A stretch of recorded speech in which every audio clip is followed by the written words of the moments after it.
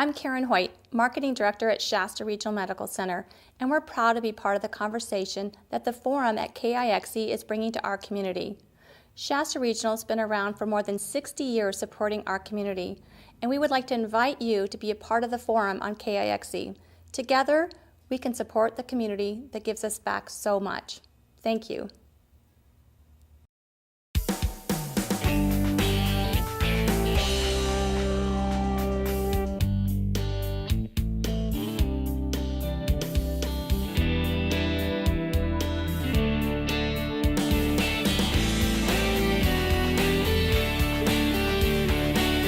Hi, and welcome to the Forum.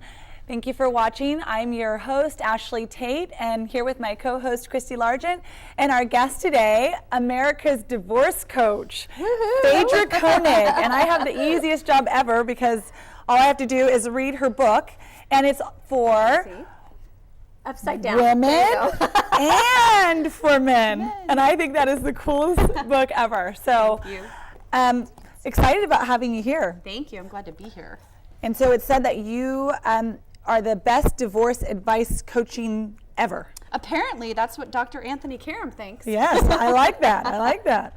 So where are you based? I actually live in Red Bluff, California. Okay. So I'm right next door. Okay. That's awesome. And where does your business take you? I'm sure, unfortunately, fortunate for you, unfortunate for those going through it, divorce is not declining. We know that. Right. And so where do you get your clients from? Actually, I work worldwide. Yeah. Wow. Because From of the Red power Bluff. of the internet. Yes, absolutely. Technology is amazing. And What how is does it? that work? Oh, go ahead. No. Go ahead. No.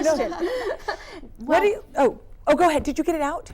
What were you asking? I'm so sorry. How does it work? Oh, okay. I mean, how do you Sorry. do that? Right. Yeah. Well, I started off with my website, which is www.americasdivorcecoach.us, which is a little bit different. not .com, Correct. .us. It's America.us. That's Okay. And I am able to work with people all over the world because they can connect to me through Skype, through social media, through private groups, Yeah. private messaging. It's amazing how we can connect. And of course through Amazon with my books.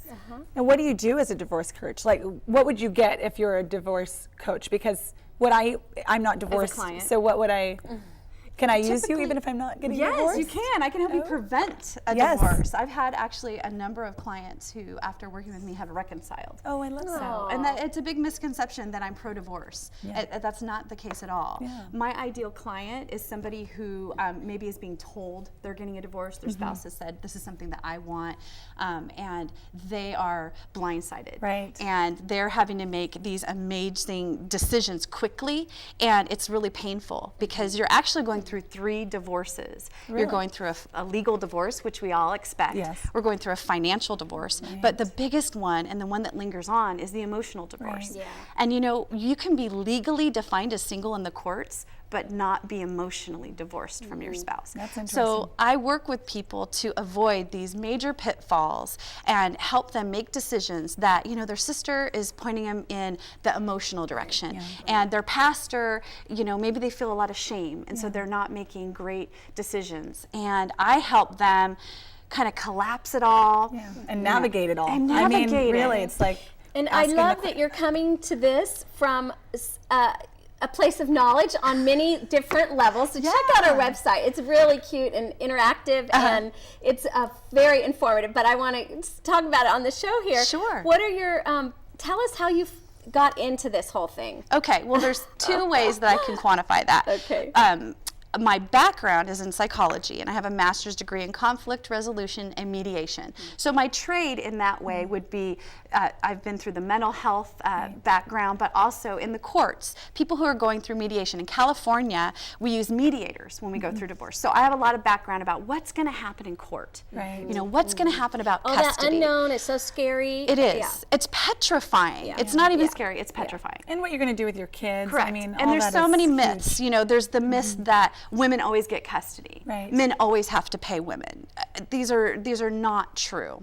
So there's that aspect. But the other side, the practical side, is I have been divorced 3 times. Yes. And it sounds so crazy when I hear it come out of my own mouth. Yeah. But the truth is I had very different divorces. I was married very young, right out of school, to a high school sweetheart. And that was the time of Desert Storm. And my husband was a Marine. And he had a mental breakdown in all of that. And so I had a brand new infant daughter.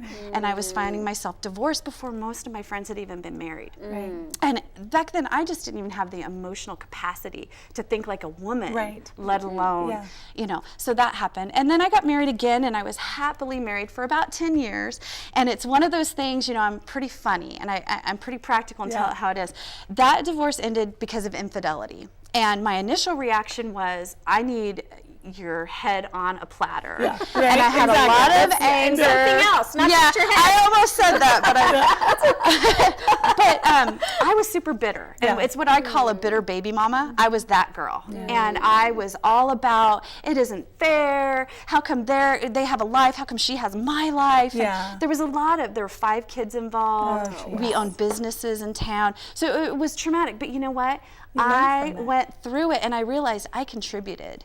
There were elements about me that weren't easy to be around, weren't easy to live with, and I contributed. Imagine that. Imagine that. And you know, people don't want to hear that they want to be the victim of divorce, and I don't believe in that. And that's why I like that you have the divorce for men and divorce for women, because you know, we all want to place the blame somewhere else in anything, even when we just have a short little conflict. But I mean, this really does pinpoint, like, these could be some of your issues, and these could be some of, and it's not a Venus-Mars type of book. So it's kind of good to get that out there. It's very practical. You can read through it. And having been through it many, many years ago, I remember that overwhelming sense of not knowing what to do. I mean, I mean, I'm a college graduate. I've had a lot of experience. At the time, I had traveled a lot. I had, you know, this huge background, and none of that background prepared me for what I had to go through. And I remember going down to the court. I was in the desert, and I went down to the courthouse and was trying to get some papers filled out. And I didn't know how to do it. And I asked the girl to help me, and of course, you know what she said? I can't give you any legal advice. Exactly. I said, I know, but can you just tell me, how do I? And what did she say? I'm sorry, I can't give you any legal advice. And it was the perfect time to call Faydra. That would have been the perfect time to have had you. Even how do I get an attorney, and what do I do with the attorney when I get her? And what should you expect? You just had no knowledge. With the attorney, and the fact that the attorney works for you. Most people feel beholden, or they feel blessed that this person took them on as a client, and the next thing you know, their divorce is headed in this crazy train that they never anticipated. And because I think what I get from you is very much take it and own it and make it work for you. It's a horrible time, but take it and own it, and really don't let it debilitate you, and don't be that victim. And learn from it, really. I mean, that's wouldn't you say is like one of the big keys is like you're learning from all of this trauma, and how to, do you help people kind of get through, you know, people the come emotional to me at side? all different phases of the emotional curve. But one of the things that's surprising is that people have oftentimes shrunk back from who they really are, and they believe that they have to take it. Or I also work with people who aren't, they need to be shrunken down, and they need to be told, now wait a minute, you're way off base. And they can hear that from a neutral person, and that they has their best interest at heart. How long do you generally work with your clients? As long as it needs to be happening. And all over America, divorces take, in Nevada, you can get divorced in an instant. Here it takes 6 months. But nonetheless, it's really until you get through that emotional divorce that we're ready to then move on. And I work with people in rising up from the ashes and reinventing themselves. And that's exactly what it is, reinventing yourself. And you've done that, obviously, because now you're America's divorce coach here in the North State. And she has exciting news with a tiny little organization called, the Huffington Post. Tell us about that story. I'm so excited. Through my website, Nancy Red found me, and I've been able to meet with them on Huffington Post Live as a recurring guest. Almost said contestant, but it's a guest. And we're always parts of roundtables, and I just adore her. She just has the best attitude. So are you on their, is it the Huffington Post website? Yes, the Huffington Post Live. And is it a video stream? Or it is. Okay. We are all in and I'm in Red Bluff, California. And are you able to speak about your show? I am. Well, let's start with that. About my show. No, not yet. But she does have I'll some let offers. you know. That's amazing. I think just the fact that you're getting offers for some reality possibilities, because that just reality takes show helping possibilities. People to a whole new level. That's right. And it would be a lot for you to show people exactly how you do things. You know, to see how you work with things. I mean, you can see that you're a pretty funny, like, gregarious person, and you say in your book, which I love, she says, divorce is not a funny issue, but this book is. And I love that. I love it. It's like that puts you and the way that you approach these situations. You know, you take it seriously, but if we can start to laugh at our situation, we can lighten the load a little and move forward. Absolutely. Well, so what do you think? What are your next steps? I mean, you've got some offers coming. Yes. Tell us. I'm hoping that the next step is television and working with the world. I mean, I don't want to shrink down. I think about other countries and the things that people go through, and I just would like to have a presence everywhere and help people divorce with dignity. I mean, that's my thing. I want you to go through this with your head held high and keep your mind, your money, and your kids. Well, just really quickly, what's the difference between writing a book, writing your blog, and then you're in the Red Bluff Daily News, right? Yeah. You're in that, you write for that. What are the difference between writing across all these different platforms? Correct. Well, of course, with the divorce niche, I'm really speaking to people about those issues that surround divorce. With my column in the newspaper, I have wide berth. So I talk about anything and everything under the sun that strikes me in the moment. So I really like that. And I'm really passionate about it. Plus, I get automatic feedback in the grocery store. At Starbucks today, I got a big hug. I get sloppy kisses. And I get the angry letters like, I don't know who you think you are. You don't know anything.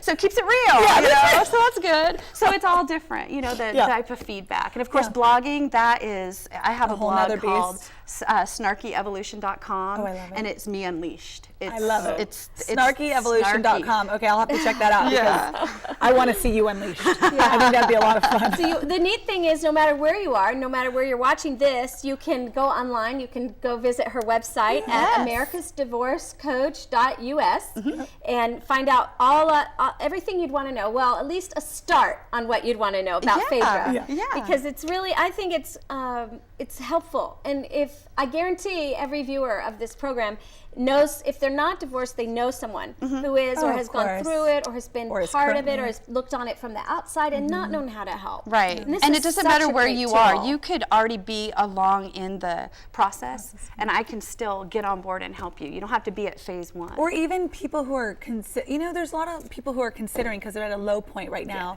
or they're at a point where they don't know which decision they can make. And I mean, do you just do short calls like that? I mean, that's sometimes where a lot of women are after having children or having a transition or anything. And I have helpful free information on my website that you can download instantly. Oh, I love that. That will help people immediately. Because it's all about helping people, and you gave this beautiful little ditty. I want you to say it again.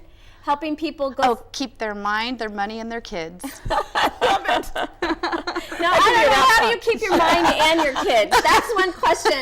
We'll have to cover that on another show. I'm trying to figure that out. I agree. Faydra, you've been an awesome guest. Thank you so much. Today, what we're talking about is local authors who've gone big. Here we go. Divorce. By Faydra. Go to our website. And you can go to Faydra on Amazon.com and see all my books. Okay.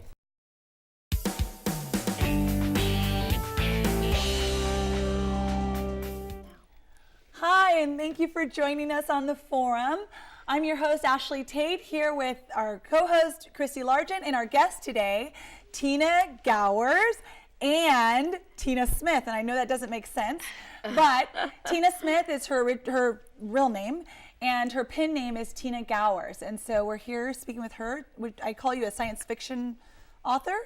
Science fiction, fantasy, and romance. Nice. That's a lot. That's a big range there. It is a big range. She is not only an author, but we want to get this right out off the top. And that is, I have to read it so I get it correctly. She is the International Grand Prize winner for the Writers of the Future contest, which was held this past April. Yes. Which is like basically the Best New Artist of the Year award in the Grammys. It is a huge, huge, huge deal. And if you want to see her in her acceptance speech, it's adorable.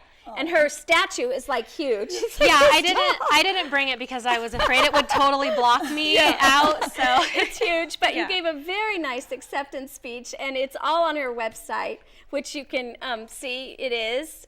Go ahead and tell us.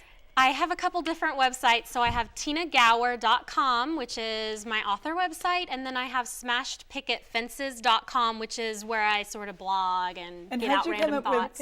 How'd you come up with smashed picket fences? I think that's very cute. Well, I write about a lot of random things on there, and so, you know, people kind of see the sort of idyllic life as having, you know, a picket fence and everything, and so I feel like we don't have an idyllic life. Anybody does, and so it's just kind of a random thing that I thought up of. And I originally started talking a lot about kids because I have a background in school psychology and counseling. So I always told a lot of funny stories about how I basically fail as a parent. But here she is. Yes. Chicken Soup for the Soul for new moms. So you were published in here, one of your stories. That's really hard to get in one of these anthologies. So. This was my first time ever submitting. Oh. I had been writing and writing and writing, trying to figure out, you know, how this writing thing works and to get good at writing because I knew I was awful at it until I started kind of getting serious and talking with other writers, and they were, you know, a lot of them really encouraging, saying, you know, you really don't know till you start submitting things where you are actually, and you know,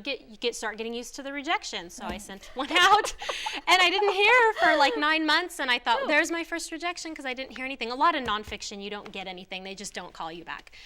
Fiction, they'll send you a rejection. But so I didn't hear anything. I thought, oh well then I got this really nice letter from the Chicken Soup publishers, and they said we really like it and we would like to buy it. So you get money for that. Oh yeah, you get you get $200, which is good for a 1,000-word story. That's like 4 pages, $200. It's pretty good.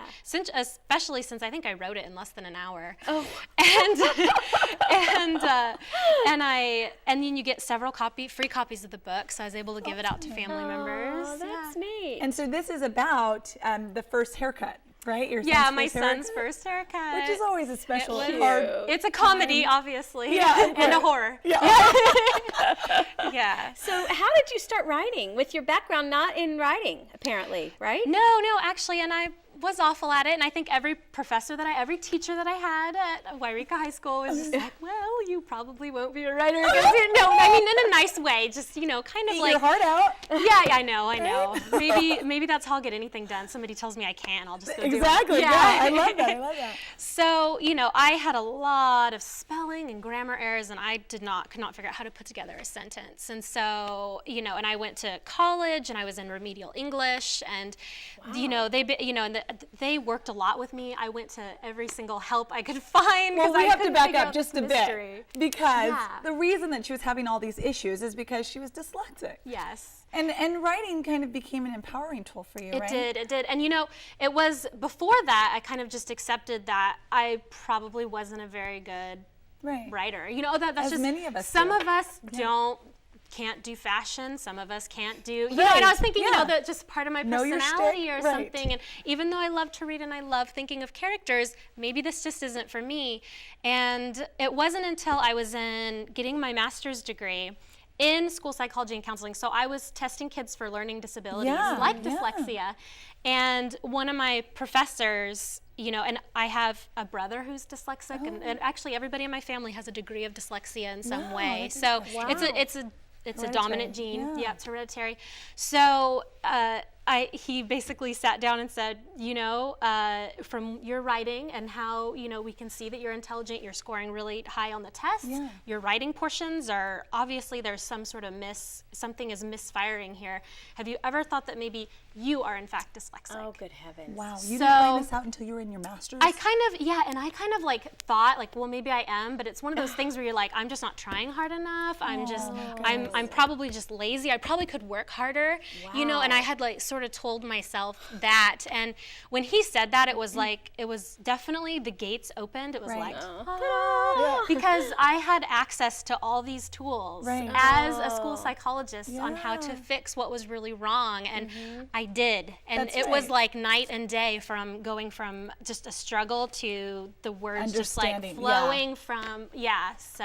And I mean, part of even the way that you write now, you said most of your time is spent editing rather than writing, is something that anyone who's trying to write can really learn from. Some of the things that you've learned as tools for your dyslexia are things that people can just use in general. Oh yeah, right? And definitely. Yeah, and there are things that even though you may not even have dyslexia, maybe you've got a lot of attention problems. Yes. It's some of those tools. Yeah, some of those tools can help. For me, like reading off the Kindle, and people always pointed out, I don't read a Kindle the right way. Yeah. Mine's tipped to its side, and I have it in landscape mode because it's better for somebody with dyslexia to have that longer and then more space between lines, so that you're not accidentally bumping down to this sentence, because a lot of times you'll reread the paragraph 3 times because you're just like, where was I? Oh, where was I?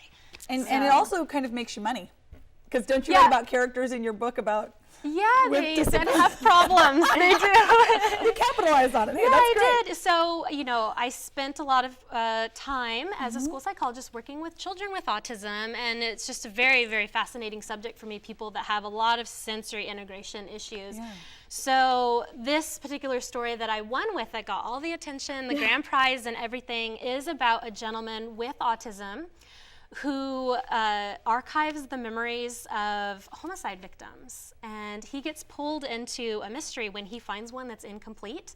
So I kind of see it as a Forrest Gump meets CSI. That's really interesting. Yeah. That's a sure blockbuster. Did you have that in mind when you wrote it? That is actually, that could be a great movie. Forrest Gump did amazing. Yeah. CSI is like top-rated show. Yeah. And I'm not into science fiction at all. So but when you just said that, I'm like, I might have to steal this book. Yeah. And read that. And read it. Yeah. I've had a couple people that have read, because my family, some of them don't read science fiction. They don't go to the science fiction section to look for their look for their reading, Yeah. But because I wrote it, they were nice and they read it. And a lot of them were like, wow, this was very real day, because it takes place in the slightly near future. So it's not in space like a lot of people think science fiction is in space. I have not written an in space story yet. So how did you make the transition from school psychologist to nonfiction writer, obviously with your Chicken Soup book, into the world of science fiction? It seems so obscure. It is out there, isn't it? Yeah. So I did start working on my writing in graduate school. I started, with the kids I was working with. I'd literally be doing it with them, so I'd like, hey, I have problems writing too. Let's get together and we'll do this exercise together. And so, and the kids really loved it, because the more that you expose about yourself, like, hey, we're not all perfect. That's Even right. adults are still working, and it's a good role model for them. So, and I had this sort of fascination, but because I was working, I never really pursued it. And then I had my son, and actually I didn't speak with you guys about this before the show, but I was actually paralyzed after I had my son. It was a temporary kind of type thing. Not on a nerve or something? Yeah, like my hip came apart in the back and it came down on a nerve, and I had to go through a lot of physical therapy, and it takes a long time for something like that to repair. Yeah. So, and that was when it was such a sort of traumatic and frustrating experience for me that every day I was just like, I'm gonna do this. I'm gonna do this today. I'm gonna go a little bit further, and just coming out of that. And I thought, well, why can't I? I've always wanted to publish. That was my goal. I was like, I would be happy when I published one thing. To come to find out that I wasn't happy after that. I had to keep going. I know. So I just sat down and I said, this is gonna be serious. So. So from about when my son was born, I just really started blogging, and then I kept going with it, and each day I got a little bit further. It's just like learning to walk. And science fiction, how did you move to that genre? It's just where my interest is. Yeah. I grew up on Star Trek and Star Wars. Anything that has superheroes in it, I want to go see it in the theater.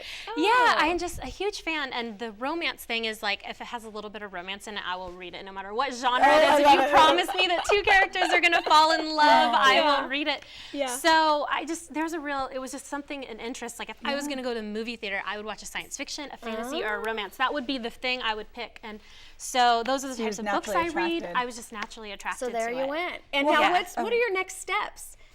Well, gosh, I would really love to publish the novel that I have out to publishers right now. I'd love to see that published.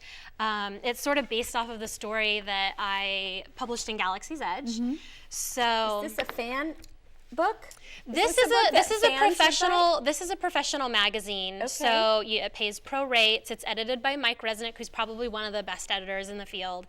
And it's just a lot of short stories. There's big names mixed with people you've probably never heard of. So, and Mike Resnick is now one of your co-authors. You're working with him, right? Yes. So if you're big in science fiction, you know that name. Yeah. He's huge. You recognize. Now, what would you recommend to people who are just starting out writing? Like they want to write a blog, or they want to write a column, or they want to get started. Yeah. So, gosh, there's so many different ways that you can get started. I think for me, first it was just starting writing and then just getting the habit of writing either every day or just even like I will write Monday through Friday, or I will write Tuesday, Wednesday, whatever schedule you come up with, or however many words you want to get done in a day or a week or whatever. Yeah. Once you start establishing that and then you get some direction, you can start then improving on what you're writing, because I don't think anybody starts out with the totally what they need. Right. So then, finding out what books, like some people don't write dialogue very well. Well, then go get a book on how to write dialogue well. Go read authors who do it well. See what kind of tricks are they using. And then you slowly improve. And then I think it's important to kind of get involved with some sort of community, whether that be online or even in your local community. For me, I went online because I didn't know what was going on locally. So I went online and met other people who were publishing, in science fiction and fantasy and romance, to just kind of get to know them better and to learn what they were doing. It is amazing what you've done in such a short time. This has been so interesting. Thank you so much, Tina, for coming on. And our earlier guest, we were lucky enough to have Faydra, as we had an interesting show tonight, looking at interesting people doing interesting things. So we're wrapping it up for today, but we want to say thanks and see you next week. I'm Karen Hoyt, Marketing Director at Shasta Regional Medical Center, and we're proud to be part of the conversation that the Forum at KIXE is bringing to our community. Shasta Regional has been around for more than 60 years supporting our community, and we would like to invite you to be a part of the Forum on KIXE. Together, we can support the community that gives us back so much. Thank you.